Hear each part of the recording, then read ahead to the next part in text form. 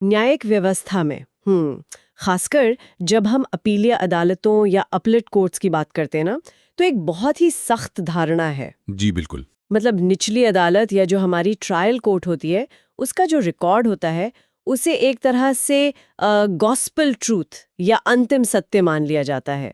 सामान्य तौर पर अपील में नए सबूतों या नए गवाहों के लिए दरवाजे पूरी तरह से बंद होते हैं। हाँ, जो साबित करना था वो ट्रायल कोर्ट में ही हो जाना चाहिए था। सही कहा। लेकिन इसी कठोर कानूनी ढांचे के बीच एक ऐसी छिपी हुई व्यवस्था है जो किसी भी हारे हुए मामले की पूरी दिशा बदल सकती है। तो आज के इस गहन विश्लेषण में हम इसी व्यवस्था, ऑर्डर 41 रूल 27 की परतें खोलेंगे। बहुत ही दिलचस्प विषय है ये। सीपीसी का ये प्रावधान असल में न्याय और तयशुदा कानूनी प्रक्रिया के बीच एक बहुत ही नाजुक संतुलन बनाता है। एकदम। और हमारे पास जो स्रोत हैं आज, जैसे सिविल प्रक्रिया संहिता, भारतीय साक्ष्य अधिनियम और इब्राहिमुद्दीन या के वेंकटमैया जैसे कुछ ऐतिहासिक फैसले हमें ये समझने में मदद करेंगे कि ये संजीवनी की तरह काम करने वाला नियम आखिर काम कैसे करता है। बिल्कुल। हम डिकोड करेंगे कि अपील में नए साक्ष्य कैसे पेश होते हैं और एडमिसिबिलिटी और प्रूफ के बीच का वो फासला क्या है जिसे पार करना ही होता है। तो चलिए शुरू करते हैं। सबसे पहले मुझे ये बताइए कि अपीलीय अदालतें नए साक्ष्यों को लेकर इतनी सख्त क्यों होती हैं? मतलब क्यों वो दरवाजे बंद रखती हैं? देखिए, इसका सीधा सा कारण है फाइनैलिटी ऑफ लिटिगेशन। हाँ। मतलब मुकदमों का कभी तो अंत होना चाहिए ना। हाँ, वरना तो केस चलते ही रहेंगे। बिल्कुल। अगर हर हारने वाले पक्ष को अपील में अपनी गलतियों को सुधारने और नए सबूत लाने की खुली छूट दे दी जाए तो फिर कोई भी मुकदमा कभी खत्म ही नहीं होगा। ट्रायल कोर्ट की पूरी जो प्रक्रिया है वो तो एकदम अर्थहीन हो जाएगी। ये तो पॉइंट है। लेकिन फिर इस अपवाद की, मेरा मतलब है इस ऑर्डर 41 रूल 27 की जरूरत ही क्यों पड़ी? क्योंकि न्याय का जो असल उद्देश्य है वो सिर्फ प्रक्रिया का अंधा पालन करना नहीं है। अच्छा। कई बार परिस्थितियां ऐसी बन जाती हैं जहां एक सही साक्ष्य के ना होने से किसी के साथ घोर अन्याय हो सकता है। अच्छा। हमारे स्रोतों में इसे समझाने के लिए एक बहुत ही क्लासिक सा उदाहरण दिया गया है, जिसे हम रामू काका का उदाहरण कह सकते हैं। हाँ, वो बड़ा सटीक उदाहरण है। मान लीजिए, रामू काका अपनी पुश्तैनी जमीन का मुकदमा ट्रायल कोर्ट में सिर्फ इसलिए हार गए क्योंकि उनके पास असली दस्तावेज नहीं थे। लेकिन सालों बाद अचानक एक दिन पुराने संदूक की सफाई करते हुए उन्हें वो असली वसीयत मिल जाती है। अब ट्रायल कोर्ट का दरवाजा तो बंद है। यहीं पर ड्यू डिलिजेंस या उचित तत्परता का जो कानूनी सिद्धांत है वो लागू होता है। ड्यू डिलिजेंस मतलब रामू काका को अपीलेट कोर्ट में यह साबित करना होगा कि उन्होंने ट्रायल के दौरान ये दस्तावेज खोजने की हर संभव और ईमानदार कोशिश की थी। सिर्फ ये कहना काफी नहीं है कि मुझे ये अचानक मिल गया। अच्छा, तो उन्हें दिखाना होगा कि उनकी कोई लापरवाही नहीं थी। बिल्कुल, उन्हें साबित करना होगा कि पूरी कोशिश के बावजूद वो साक्ष्य उनकी पहुंच से बाहर था। अगर वो ये ड्यू डिलिजेंस साबित नहीं कर पाते तो अदालत उनका आवेदन वहीं खारिज कर देगी। Okay, let's unpack this. अगर मैं इसे विजुअलाइज करूं तो ऐसा लगता है जैसे ट्रायल कोर्ट का जो रिकॉर्ड है वो एक लॉक्ड टाइम कैप्सूल की तरह है। हाँ, बहुत अच्छी एनालॉजी है। एक बार फैसला आ गया तो वो टाइम कैप्सूल सील हो गया। अब उसमें कुछ नया नहीं डल सकता। तो क्या हम कह सकते हैं कि ऑर्डर 41 रूल 27 उस टाइम कैप्सूल की मास्टर चाबी है? चाबी तो है, लेकिन मास्टर चाबी बिल्कुल नहीं है। अच्छा। जी, क्योंकि ये चाबी हर ताले में नहीं लगती। कानून ने उस टाइम कैप्सूल को फिर से खोलने के लिए 3 बहुत ही सख्त और अनिवार्य शर्तें तय की हैं। ओके, वो 3 शर्तें कौन सी हैं? इनमें से कम एक का पूरा होना जरूरी है। पहली शर्त तो यह है कि निचली अदालत ने किसी ऐसे साक्ष्य को गलत तरीके से खारिज कर दिया हो जिसे रिकॉर्ड पर लिया जाना चाहिए था। मतलब गलती जज की या अदालत की प्रक्रिया की हो, पक्षकार की नहीं। बिल्कुल। दूसरी शर्त वही है जिसका हमने अभी जिक्र किया, ड्यू डिलिजेंस, जहां आपने पूरी कोशिश की फिर भी सबूत पहले नहीं मिल पाया। और तीसरी शर्त? तीसरी शर्त सबसे ज्यादा विवेकाधीन है, न्यायिक आवश्यकता। मतलब अगर अपीलीय अदालत को खुद ये लगे कि सही और पूरा फैसला सुनाने के लिए उस नए सबूत की सख्त जरूरत है तो वो उसे स्वीकार कर सकती है। So what does this all mean?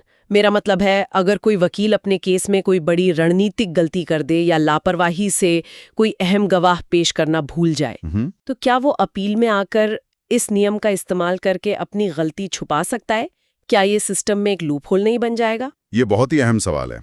और इसी का जवाब हमें 1963 के वेंकटमैया बनाम ए सीताराम रेड्डी के ऐतिहासिक फैसले में मिलता है। अच्छा, 1963 का फैसला। जी, ये सुप्रीम कोर्ट की एक संविधान पीठ का आधारभूत निर्णय है। इस फैसले में बहुत स्पष्ट रूप से कहा गया था कि अतिरिक्त साक्ष्य लेने की यह शक्ति अत्यंत सीमित है। मतलब अदालतें इसका इस्तेमाल बहुत रोक कर करती हैं। एकदम।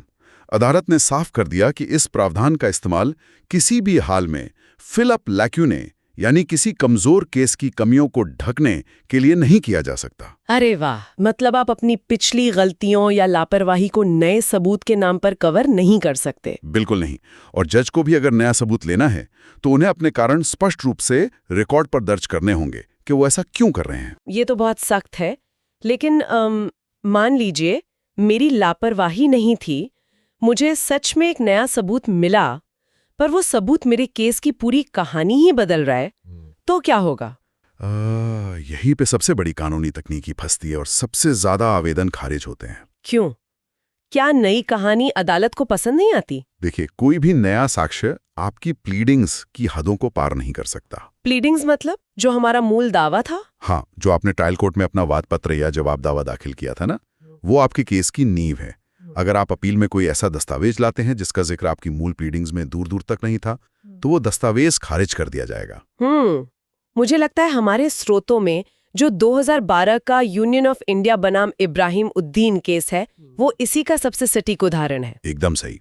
इब्राहिम उद्दीन का मामला करीब 25 बीघा जमीन के विवाद से जुड़ा था, जहां एक पक्ष मराठा सरकार के अनुदान की बात कर रहा था और रक्षा मंत्रालय लीज की बात कर रहा था, राइट? हाँ, ये केस बरसों चला, लेकिन असली ट्विस्ट तब आया जब मामला हाई कोर्ट में अपील के स्तर पर था। एक पक्ष ने अचानक अपील के दौरान एक वसीयत पेश कर दी। और मजेदार बात यह है कि ट्रायल कोर्ट की पूरी कार्यवाही में उस वसीयत का कोई नामो निशान नहीं था। बिल्कुल। हाई कोर्ट ने पता नहीं कैसे उसे स्वीकार कर लिया, लेकिन जब मामला सुप्रीम कोर्ट पहुंचा तो सुप्रीम कोर्ट ने उसे सिरे से खारिज कर दिया। सुप्रीम कोर्ट का क्या तर्क था इसमें? उनका तर्क सीधा था कि आप अपील में आकर अचानक हवा से कोई नया दस्तावेज पैदा नहीं कर सकते। अगर आपकी शुरुआत की कहानी में उस वसीयत का जिक्र तक नहीं है, तो उसे सबूत के तौर पर स्वीकारने का कोई लॉजिक ही नहीं है। Here is where it gets really interesting. मतलब ये तो बिल्कुल किसी मर्डर मिस्ट्री फिल्म के क्लाइमैक्स जैसा हो गया ना? वो कैसे? मतलब पूरी फिल्म में पुलिस 2-3 लोगों पर शक कर रही है, कहानी उन्हीं पर टिकी है, और फिर आखिरी सीन में डिटेक्टिव अचानक कहता है कि असल में खून एलियंस ने किया है। हाँ, बिल्कुल। अब क्योंकि पूरी फिल्म में एलियंस का कोई जिक्र ही नहीं था, तो दर्शक या जज उसे कभी मानेंगे ही नहीं। आपको अपनी कहानी की नींव में कोई ना कोई कड़ी तो पहले से छोड़नी होगी। बहुत ही शानदार एनालॉजी है ये। आपको फाउंडेशन बनानी पड़ती है। और इब्राहिम उद्दीन केस ने एक और नियम तय किया था कि ऐसे आवेदनों को अलग से पहले नहीं सुना जाएगा। अच्छा, तो कब सुनते हैं? इन्हें मुख्य अपील की अंतिम सुनवाई के समय ही निपटाया जाना चाहिए, क्योंकि जज को पूरा केस समझे बिना कैसे पता चलेगा कि इस नए साक्षी की सच में न्यायिक आवश्यकता है या नहीं। सही बात है। अच्छा, मान लीजिए मेरी नीव्स भी सही है, प्लीडिंग्स में जिक्र भी है और ड्यू डिलिजेंस भी है। अब आगे क्या? मैं ये सबूत अदालत तक कैसे पहुंचाऊंगी? क्या मैं बस जज के सामने जाकर उन्हें कागज पकड़ा सकती हूँ? अरे नहीं। अगर आपने सीधे जज को दस्तावेज सौंपने की कोशिश की तो उसकी कानूनी वैधता वहीं खत्म हो जाएगी। ओह, तो विहित प्रक्रिया क्या है इसकी? इसकी एक प्रॉपर चेकलिस्ट है। सबसे पहले आपको ऑर्डर 41 रूल 27 के तहत एक फॉर्मल एप्लीकेशन दायर करनी होगी, आदर्श रूप से अपील मेमो के साथ। और इस एप्लीकेशन में क्या क्या होना चाहिए? उसके साथ एक बहुत ही विस्तृत शपथ पत्र या एफिडेविट लगता है। इसमें आपको तार्किक रूप से स्पष्ट करना होगा कि आखिर ट्रायल कोर्ट में ये दस्तावेज क्यों नहीं दिया जा सका, देरी के कारण क्या थे।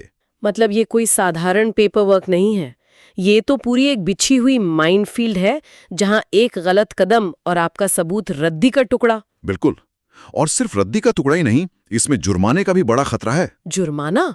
वो क्यों? अगर कोई पक्षकार सिर्फ अदालत का समय बर्बाद करने या सामने वाले को परेशान करने के लिए दुर्भावनापूर्ण तरीके से कोई झूठा या फ्रिवोलस आवेदन लगाता है ना, तो अदालतें भारी हर्जाने या कॉस्ट्स लगा सकती हैं। बाप रे, मतलब बिना सोचे समझे ये फॉर्म नहीं भरना चाहिए। एकदम। ये एक बहुत ही रणनीतिक कानूनी कदम है। अच्छा, चलिए मान लेते हैं कि किसी ने ये पूरी माइनफील्ड पार कर ली, एप्लीकेशन भी एकदम परफेक्ट थी, जज ने उसे एक्सेप्ट भी कर लिया, तो क्या बात खत्म? क्या सबूत साबित हो गया? यही तो कानूनी प्रक्रिया की सबसे बड़ी गलतफहमी है।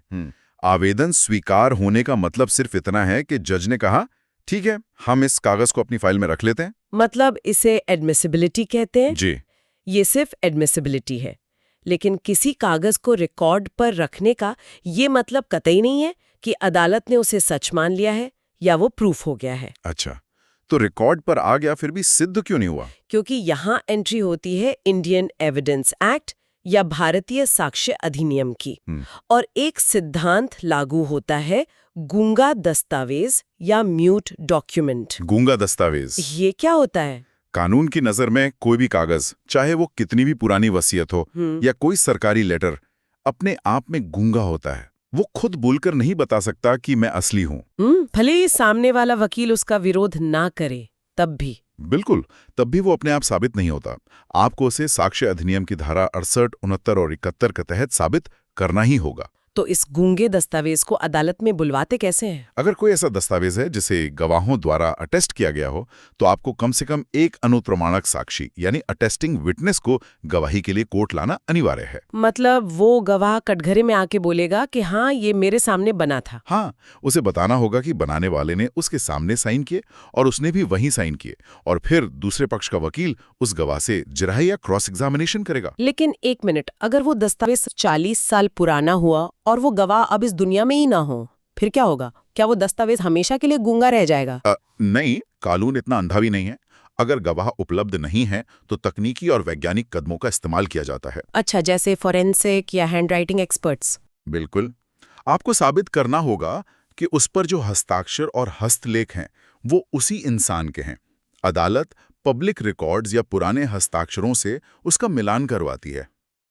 तो अगर मैं इसे समराइज करूं, तो दस्तावेज अपने आप में कुछ नहीं बोलता, वो बस एक खजाने के नक्शे की तरह है। जी, आपके पास नक्शा है, बहुत बढ़िया बात है, आपने जज को दिखा भी दिया, लेकिन अदालत में आपको उस नक्शे को बनाने वाले कार्टोग्राफर को भी लाना पड़ेगा, ये साबित करने के लिए कि ये असली है। बहुत सही कहा आपने।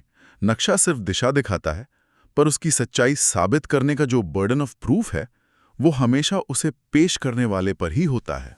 तो आज की इस पूरी चर्चा से ये बिल्कुल साफ हो जाता है कि ऑर्डर 41 रूल 27 कोई जादू की छड़ी नहीं है, ये लापरवाही छुपाने का टूल तो बिल्कुल नहीं है। बिल्कुल, ये सिर्फ न्याय के हनन को रोकने का एक असाधारण रास्ता है, जिसके लिए प्रक्रिया की शुद्धता, मूल कहानी से आपका जुड़ाव और साक्ष्य अधिनियम की कठोर कसौटी को पार करना नितांत आवश्यक है। इस सब के बाद मेरे दिमाग में एक बहुत ही प्रासंगिक विचार आ रहा है जो मैं श्रोताओं के लिए छोड़ना चाहूंगी। जी, बताइए। आज हमने रामू काका और उनके पुराने संदूक की बात की, जहां सालों पुराना कागज मिल जाता है, लेकिन आज हम डिजिटल युग में हैं। हाँ, सब कुछ क्लाउड पर है। एकदम, हर कॉन्ट्रैक्ट, हर ईमेल, डिजिटल सिग्नेचर, सब कुछ बस एक क्लिक दूर है। तो सोचने वाली बात यह है कि भविष्य की अदालतों में इस ड्यू डिलिजेंस या उचित तत्परता की परिभाषा क्या होगी? ये तो एक बहुत बड़ा सवाल है ना? जब हर चीज का डिजिटल फुटप्रिंट मौजूद है, तो क्या कोई ये बहाना बना पाएगा कि मुझे दस्तावेज नहीं मिला? क्या ये डिजिटल क्रांति इस संजीवनी नियम को हमेशा के लिए बदल देगी? हाँ, ये तो आने वाला वक्त और अदालतें ही तय करेंगी। बिल्कुल। और इसी विचार के साथ हम आज के इस खास विश्लेषण को यहीं विराम देते हैं। कानूनी पहेलियों के इस सफर में हमारे साथ जुड़ने के लिए बहुत बहुत धन्यवाद।